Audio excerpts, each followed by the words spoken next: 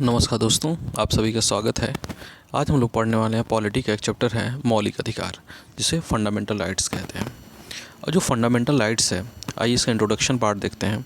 इसके इंट्रोडक्शन में हम लोग पढ़ेंगे फंडामेंटल राइट्स एक्सप्लेन्ड और उसका कंक्लूजन।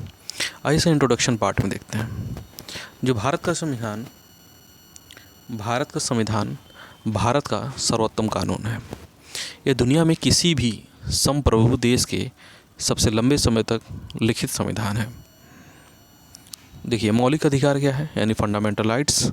समानता का अधिकार, दूसरा है स्वतंत्रता का अधिकार, तीसरा है शोषण के विरुद्ध अधिकार, चौथा है धार्मिक स्वतंत्रता का अधिकार, पांचवा है संस्कृति और शिक्षा संबंधी अधिकार, छठा है संवैधानिक अधिकार। अगर समानता की बात करें, समता या समानता का अधिकार आर्टिकल 14 से आर्टिकल 18 यानी अनुच्छेद 14 से अनुच्छेद 18 के बीच में है। अनुच्छेद 14 क्या कहता है? विधि के समक्ष समानता। अनुच्छेद 15 कहता है धर्म, मूलवंश, जाति, लिंग या जन्मस्थान के आधार पर विभेद का प्रतिषेध, प्रोहिबिशन। अनुच्छेद 17 कहता है अस्पृश्यता का अंत, यानी अनटचेबिलिटी खत्म करना है। आर्टिकल 18 कहता है उपाधियों का अंत होगा। स्वतंत्रता का अधिकार जो है अनुच्छेद 19 से 22 के बीच में है। ठीक है। अनुच्छेद 19 में है वाक स्वतंत्रता आदि विषय कुछ अधिकारों का संरक्षण। ठीक है। अनुच्छेद 20 कहता है अपराधों के लिए दोष सिद्धि के संबंध में संरक्षण है। अनुच्छेद 21 में है प्राण और दैहिक स्वतंत्रता का संरक्षण। अगला है धार्मिक स्वतंत्रता का अधिकार है आर्टिकल 25 to 28। अनुच्छेद 25 अंतःकरण की ओर धर्म के अबोध रूप के मानने, आचरण और प्रचार करने की स्वतंत्रता, ये आर्टिकल 25 में है। अनुच्छेद 26 में है धार्मिक कार्यों के प्रबंध की स्वतंत्रता।